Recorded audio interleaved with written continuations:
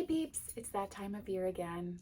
It's the top 5 time. You guys loved this little mini series, the end of 2022, so much. I thought I would bring it back for 2023.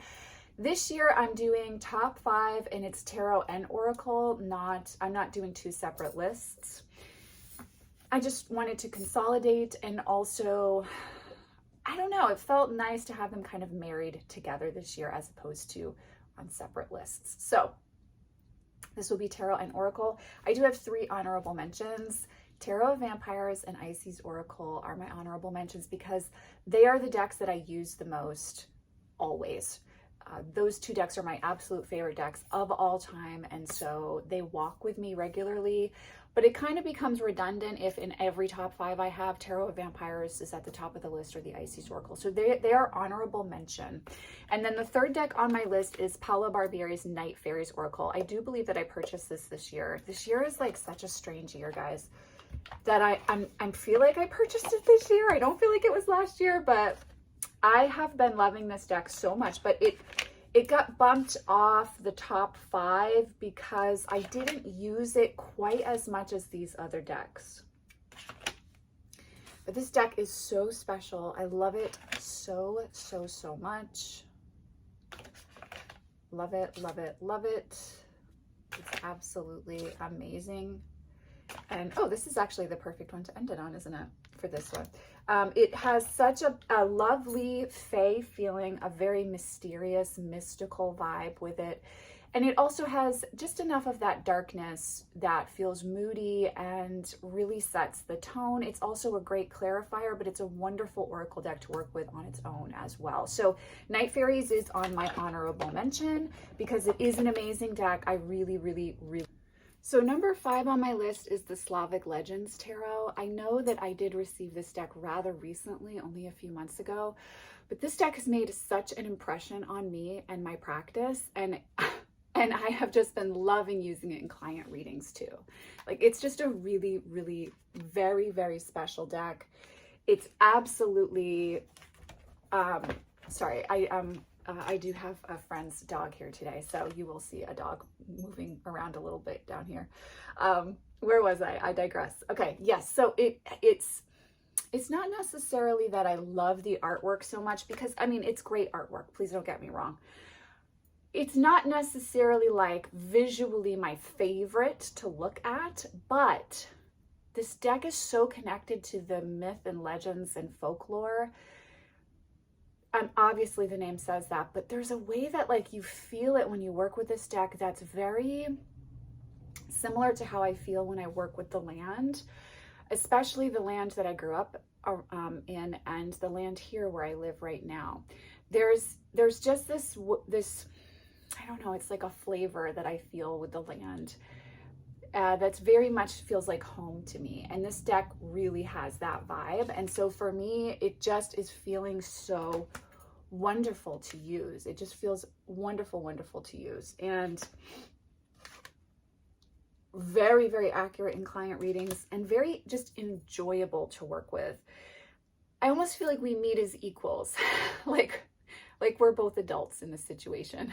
We're both adults in the reading, and we're meeting in a place where we can really talk and communicate and be real with each other and authentic in just such a beautiful way. So this deck, Slavic Legends, absolutely obsessed. Next on my list, number 4, is the Collie Oracle. I've come back to this deck time and time again as I've moved through this year, when I've needed to re-establish my sense of self-worth, healthy boundaries in my personal life, or when I felt really depleted and needed to feel a sense of support and encouragement. I will say, if you are walking a path where you are maybe similar to me, you're a single mom or a single parent, or you're moving through a lot of time that you spend feeling in solitude, and perhaps at times alone, this is a really wonderful deck to work with to help you feel a sense of support and assistance. This deck is really good for that.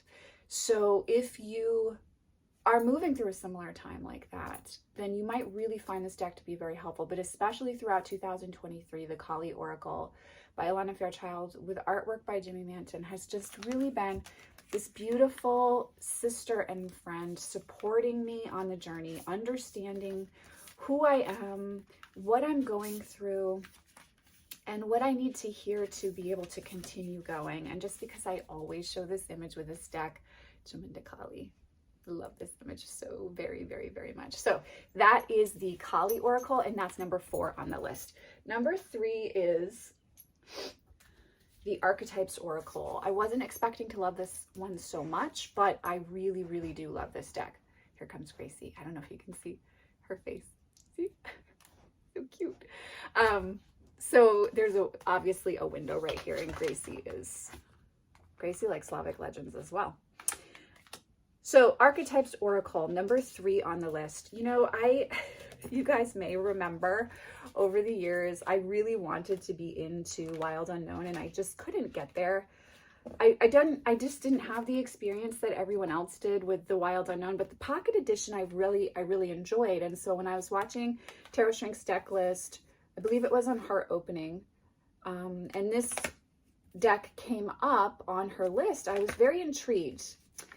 And I have to say, this deck is really, really powerful, and it's different from Wild Unknown. I don't feel like it's hype that I'm not able to go deep with, which is ultimately a little bit how Wild Unknown ended up becoming for me.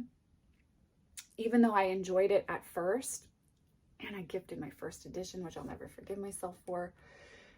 But this deck is very different, and there's something really ancient and powerful in the energy of the archetypes that Kim chose and how she created the artwork. And it just feels very hallowed and reverent to me, and this deck is a joy to work with. It's especially helpful, powerful, and profound when it comes to client readings. And like right now I'm doing year ahead readings, and this deck is really big in the big picture soul evolution theme aspect of the reading, because it's just so wonderful. It's just so wonderful. So this deck is really, really special. This is the Archetypes Oracle by Kim Krans. And personally for myself, it's been very helpful in, again, like accessing an element of my self-worth and connecting in with archetypes that either are illuminating a wound or inciting me to embrace something within myself. And so this is a really great deck for journaling. It's a really great deck for like sitting with the draw, like drawing one card and just sitting with it and journaling and sitting with what you feel and what comes through for messaging, for awarenesses, for understanding. This deck is really, really great for that. And it's special, and I don't say that lightly. It's a special deck. So this is the Archetypes Oracle by Kim Krans, and that's number 2.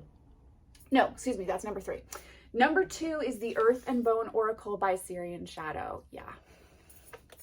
This is the indie edition. So the mass-produced edition, which is out now, looks different, but a wonderful tarot sister and friend of mine showed me her mass edition copy, and it's actually not as bad as the images look online. So, you know, I say like the first edition is really, I'm really glad I have a first edition, but I think if I had to purchase a second edition, or excuse me, the mass-produced edition, I don't think you're missing the spirit of the deck, just perhaps a little bit of the moodiness. But this is the Earth and Bone Oracle by Syrian Shadow. It's a really beautiful deck. So while it definitely works well for shadow work, it's just a beautiful all-around daily draw and clarifying oracle. Like, I love this deck so much. I used it so much this year, like so much in mentorships, in my own personal work, in client readings, on the channel. This deck was hot and heavy, and the lust was real, and it's turned into love. Like, I do consider this deck like a soulmate deck in that I can't imagine, excuse me, I can't imagine not having it in my collection. I can't imagine not working with it regularly. And I can't imagine it not being a part of my own creative process as well. So this deck is really, really special. I would say it's so special that even if you don't like dark themed artwork, you would still get something out of this deck. Syrian is a really special deck creator, and I still have to do a full review of his shadow work deck, but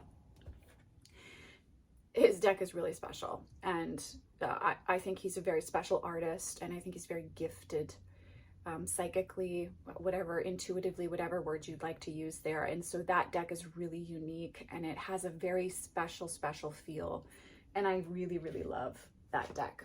Okay, so number 1 on my list this year is, I don't know how to say this, guys, Loputyn, I don't know. I will put the link to purchase it below. Loputyn is how you spell the name of this deck. Wow, wow, wow. I have no words. Now, this is a more recent purchase for me, but this deck is easily, it's number 1 for 2023 because it's so needed, it's so special, it's so beautiful, it's so wonderful. I can't really say enough about how amazing this deck is. It's very, very profound and impactful for working with maiden and fractured aspects of the self. It's so powerful around embracing your authenticity, your sexuality, embracing the maiden and the wolf within yourself, which is the main theme of the artwork that was chosen by for this deck. The guidebook is incredible in that it's a little different than what you first feel when you look at the cards. And I like that in an Oracle deck because it gives me another perspective and another window in, because I do a lot of journaling with my Oracle decks.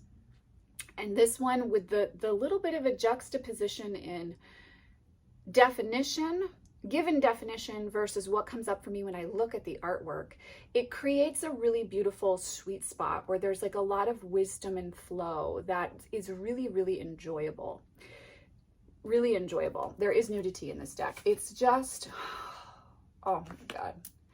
I fucking love this deck. This is my number 1 deck of 2023 because it's just, first of all, the artwork is up my alley. The deck is hauntingly beautiful. The ability to journal as off of this deck and the guidebook is infinite.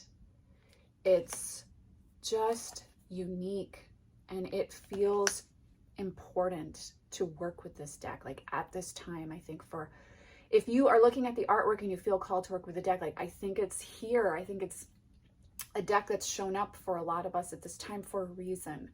And I think a lot of us are accessing a fire within ourselves, or at least starting to look at that. And this deck is really, it just is beautiful. It does make me want to cry. I get emotional when I work with this deck. It's just really, really special.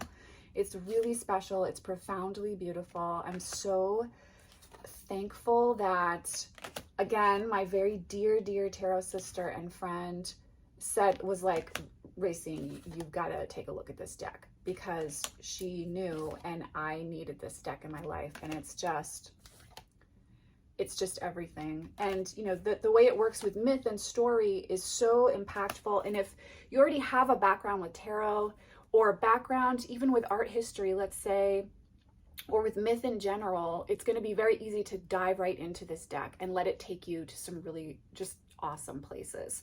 So I cannot say enough how incredible this deck is, and how much it's touched my life already, and how excited I am to see how the relationship grows over time, because I think it's going to be a lot like Earth and Bone and the Archetypes Oracle and Slavic Legends, where there's just this connection that in some ways it's hard to describe what the connection is, but it just works. And it becomes a working relationship with clients, and it also becomes a personal relationship and connection that's very intimate and very, very precious.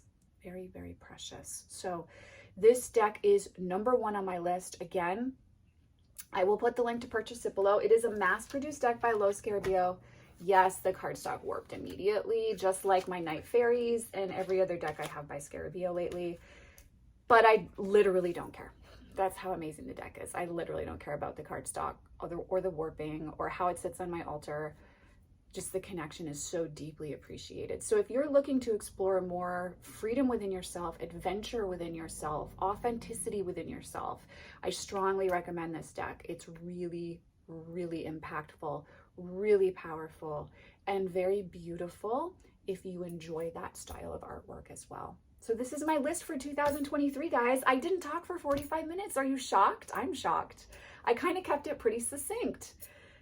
It's been an intense year, right, guys? Like, super intense. It'll be interesting to see what 2024 brings. And I think some warm sun on all of our faces and a sense of connection to our spiritual path is something to be treasured as we look back and reflect on all that we've learned, experienced, and how we've grown in 2023.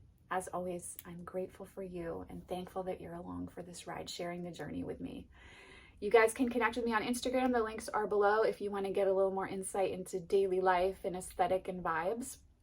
I've been sharing a lot more on there. You can support the channel on Patreon. The link is listed in the description box if you're interested in that. And other than that, I am sending you guys, as always, much love and many blessings, and I will see you in the next video.